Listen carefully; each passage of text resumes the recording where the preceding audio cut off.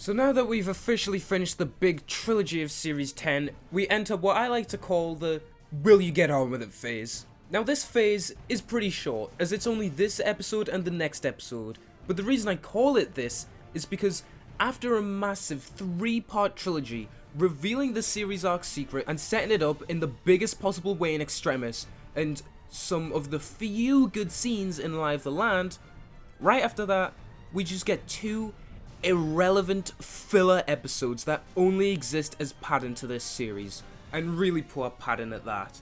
And considering what we've just seen of this series arc, it's safe to say that no one could give a fuck about either of these episodes, and it would have been much better if we could have had some stories actually building upon the foundation set in that story. And hell, it could have even made The Doctor Falls a better episode, but nah. Instead, we just get 2 episodes where the only thing that goes through your head the entire time is, will you just get the fuck on with it?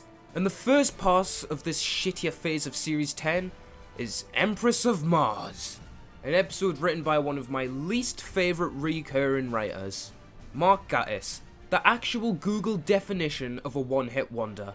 Had one good episode in Series 1 and then has done nothing but consistently shit or poor episodes ever since.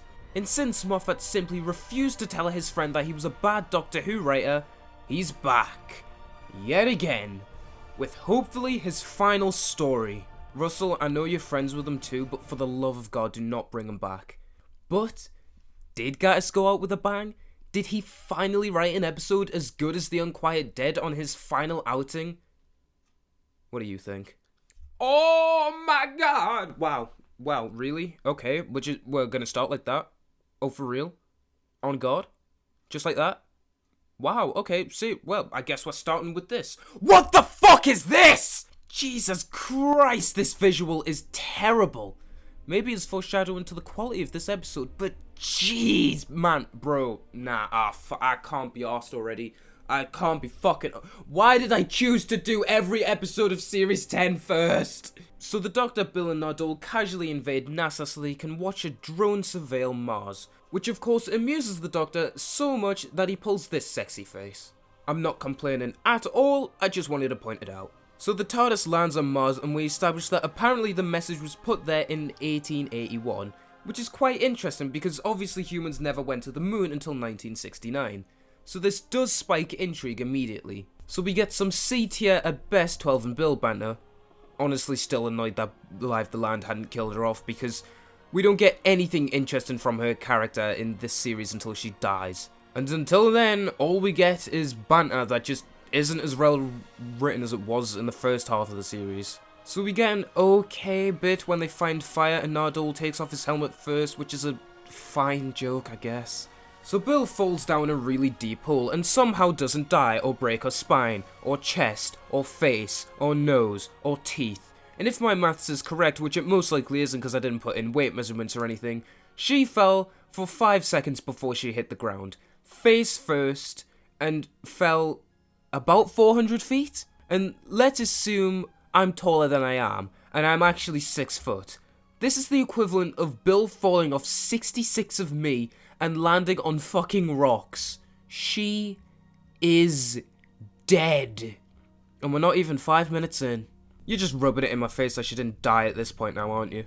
And in case this episode can have already set itself up to be more shit already, the Doctor sends Nardole to the TARDIS to get building gear, and for no discernible reason at all, the fucking TARDIS flies away. But why? No, I am fucking serious. Why did you write it this way, you idiot? There is no logical reason in this story, or any other later stories, to explain this bullshit. It's just the most obvious, most bullshit, most contrived way Moffat and Gatiss could shoehorn in that terrible Missy scene at the end, so that Gatiss didn't have to write for Nardole as well. Because apparently he's that much of a shitty writer, he couldn't write for him as well. Fuck this show. And also, didn't Gatiss lazily write out the TARDIS in his last Ice Warrior story as well? I also hate how he continues this series annoying beginning pattern of making Nardole a fucking moron for no apparent reason. Because for some reason in this episode, he can't fly the TARDIS. Even though we've seen him do it before, and do it well before. But, fine, no, I guess, it's fucking fine to just ignore established rules and character beats just so you can write your shitty story the way you want to fucking write it. Very good. Right on target. Trial and error, to be honest. And even with the trial and error joke, in that scene it clearly establishes that he knows how to time travel properly. So this whole episode could have been avoided, really. Have I ever mentioned that I fucking hate Mark Gatiss's writing? So Bill obviously survived that 400-foot fall because her character is literally unkillable, and the Doctor encounters an ice warrior, while Bill simultaneously encounters a British man from the 19th century. So we get a comedic little subversion, comedic he says, when the Doctor is talking to the ice warrior named Friday, and it turns out that the British guy was siding with Friday when he said he'd sort the beggar out. Just before we cut back to Nardole asking Missy to help him fly the TARDIS. And in the end of the episode we find out that he let her out of the vault so that she could fly the TARDIS. And considering it in that literally every episode of this series, besides Pyramid at the end of the shit, the only thing Nardole has done, consistently, besides being the best looking member of the TARDIS team, is fucking whinge on about the vault, and the vault not leaving Earth, and the vault not being opened. I honestly refuse to believe that he would do this. And it honestly feels like there's some scenes missing here. Like seriously, after this scene of him asking her, and her saying it'll be better if she just does it herself, we don't see either of them for 35 minutes of this story. And considering that this episode is on the shorter side as well, you'd think that they could have added in some scenes of the two arguing and conflicting on this, since they clearly don't get along. And since Missy flip-flops between good and evil at the drop of a hat, we could have seen that evil, while under the false pretenses of being good, she still has those negative master traits, like being a really good manipulator and taking advantage of those who aren't as intelligent. And despite what the last episode is trying to tell us, Nardole isn't a fucking moron, and we could have explored his more intelligent side in this scene. Have him trying to fix the TARDIS constantly throughout the episode, and he only does it as a last resort, instead of having two scenes of him trying, which are like 30 seconds each before he just gives up entirely. We aren't even 10 minutes in yet, by the way. The Doctor then tells Bill they're stuck on Mars in a really unsubtle way that I'm surprised neither of these two heard, and asked him what he meant. But oh well. That sounds Convincing. that sounds, yes. Why is the 12th Doctor such a stupid character, like so much of the time? Seriously, he does shit like this all of the time throughout his run. He's only lucky that the rest of the characters around him are even dumber than he is. So after we established everything in my favourite way of delivering dialogue... Maybe you could tell us everything. Yes, well, Yay, unsubtle exposition! Establishing that Friday made a deal with them to give them this big fuck-off laser and some gold from Mars in exchange for them helping him repair his ship. But since the ship crash-landed when they got there, they're all down in the dumps. I know exactly how they feel. So the Doctor explains to Bill what an ice warrior is, and we get more of this episode trying to be funny, where Bill says that in this show that she's seen that a Viking got its eyes gouged out, and then it cuts to Friday with only one eye. I have no idea why this is here. Just like Gatiss's last episode, that felt completely tone deaf and off. And then we get a scene of the guards complaining about not finding anything. And then, after one more shot, they conveniently find something. Oh, who would have seen that one coming? Honestly, one of the reasons Gatiss's stories annoy me to no end is because they're all just so fucking repetitive and cliche. You can read every single one of them before anything's even happened. They are filled with some of this show's worst traits consistently. Plot armor, bait and switches, bad dialogue, contrivances, boring side characters, just being predictable, and terrible villains, making even some of his stronger scripts boring as fuck to watch. So they find the Empress because of course they do, and the Doctor unironically says this. I have a bad feeling about this. I feel like even Capaldi knew that one was cringe. As he put on that Han Solo accent, I could just feel the cringe expanding. So we see the relationship between these two be strange for some reason. Oh, I wonder if this will have any relevance to anything at all later. And the Doctor and Bill get kicked out despite the Doctor's warnings because the British Army of the 19th century weren't all that good, don't you know? So the Doctor says that Friday has been used in the British Army and they deny him because British Empire. So two irrelevant nobodies with no characters start to steal jewellery. And one of them also establishes, even more, that Catchlove is evil. He's only on the thumbnail because this villain is so hilariously Jerick. Yeah, fuck it. You know, he's hilariously Jerick evil bad man that it makes me laugh. So Jackdaw starts stealing some jewels and apparently loses his hearing because the Ice Queen wakes up so fucking loud that I'm pretty sure even a dead man could hear her. But no, he didn't. And now he's dead. What an absolute dipshit. The Ice Queen also walks up a set of stairs just so she could walk back down them apparently, and then look cool. Before killing a guard in an admittedly cool way before we establish that they slept for longer than intended. Sound familiar? So a bunch of soldiers arrive and Catchlove loses his shit easily because he's a child, and Godseeker, whatever the fuck, I don't care, is reasonable and lets the Doctor try and reason with the Ice Queen. I wonder which one of these characters is gonna turn out to be evil later. Oh, I fucking wonder! Mercy for these primitives. Primitives! We get an interesting moment where the Doctor explains how the war is over and they have to cooperate to survive. And then, for some reason, the Queen then decides to ask the Queen what her thoughts on this were. In a, let's say, bizarre moment. She wants Bill's opinions because they're both surrounded by noisy males, but like, are they really? Like, Catchlove is an idiot, but the Doctor and Friday have both been reasonable to her. I don't really know what Bill could possibly add to this situation besides just being another female in the room. Don't think this is a female-specific thing either. I'd question this if the roles were reversed as well, because it's just such a bizarre and seemingly out-of-nowhere thing to say. So Bill just says, yeah, they're right, and the Ice Queen starts having a hissy fit about Friday being tactical in order to survive. What the fuck was he supposed to do? Try and rule over a bunch of people while he has a clear disadvantage and he's on his own so he can fucking die? You dumb cunt. And then, an even dumber cunt, for actually no reason, shoots the Queen and starts the conflict of the episode. There seems to be a lot of shit happening right now for no other reason than because plot in this episode, doesn't there? Also, can I just say, we're more than halfway through this episode, and the conflict is only just now beginning. Absolutely terrible. Maybe you could have cut some of the scenes of irrelevant dribble if you insisted on this episode being this short, gatiss! So Bill does a good. The Queen awoke the rest of the troops, and Catchlove exposes the Colonel. I knew I'd read that word wrong again. What a twist.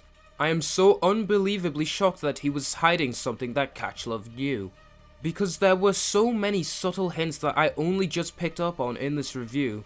Truly, this is a super intelligent script, with so much subtlety sprinkled throughout. I'm just not smart enough to notice them being hammered through my fucking skull.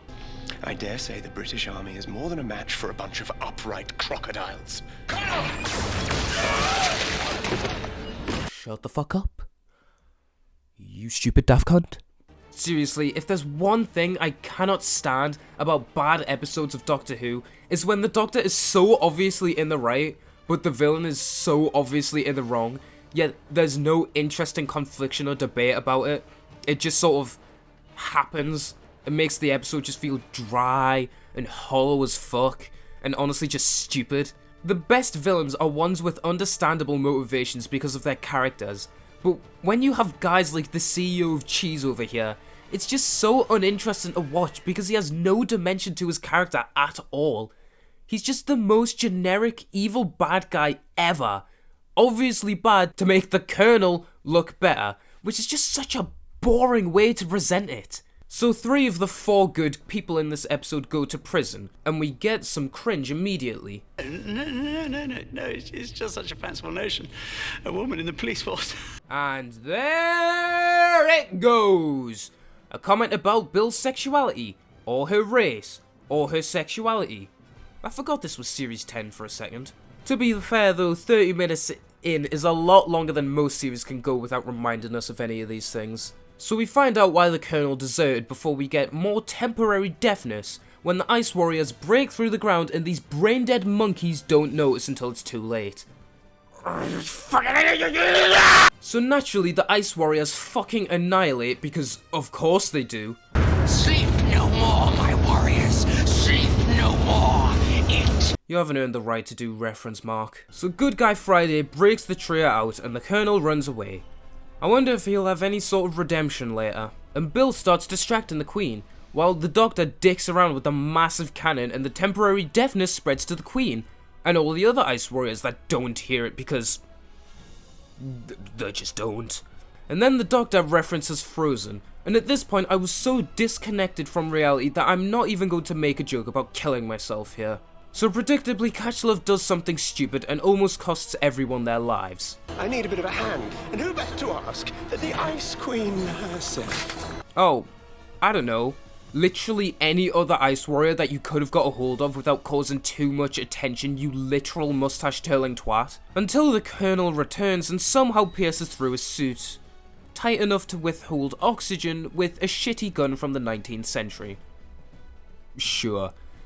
And then he gets his redemption, which is, you know, it's actually quite nice. Seriously, why this character has been very lazily littered throughout this episode, this scene of him being willing to sacrifice himself saving the rest of the humans is nice. Along with the Queen letting him live to fight another day, being a nice way to end this overall mediocre slog of an episode. And the callback to Alpha Centauri was a nice one. Reminded me of when I used to watch Classic Who, and when I watched one of the few stories that I actually liked. After one nice last scene with the Colonel, we end this episode showing the God Save the Queen message left at the beginning, wrapping this episode in a okay way, I guess. Oh wait, no we don't, we get another fucking Missy Vault Bonk scene, and this one, it's just weird. Seriously, the Doctor shows clear anger and shock that Missy was let out of the vault, and then fucking does it himself the next episode, the fucker. But here, he's very clearly shocked and says that she needs to go back, and then she says yeah, and then we get a really dramatic slow motion shot of the two just stood there after she asks if he was alright. Like, what? What a stupid way to end a stupid episode. So, that was Empress of Mars, and my, the one-hit wonder strikes again, with yet another lifeless, mediocre episode. Seriously, there's almost nothing to say about this one. It's the most gatiss script to ever gatiss. Bad dialogue aplenty, rushed, and clearly not well thought out story beats. A terrible villain, making the Doctor and companion just seem like boring background noise. Writing Nardole out of the story for literally no reason other than to force in a Missy scene. And overall, just being a boring, bland, stupid waste of time. There's nothing new this episode has to offer in any way. At least Capaldi was okay and the Ice Warriors themselves still look cool, but besides that, this episode is just trash to be honest. And up next is even more trash, because up next is Eaters of Shite.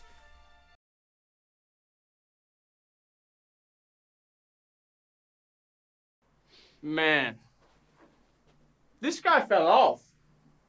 This guy? Epic. I like this guy. This guy fucking sucks. Look at him. Smug fucking piece of shit.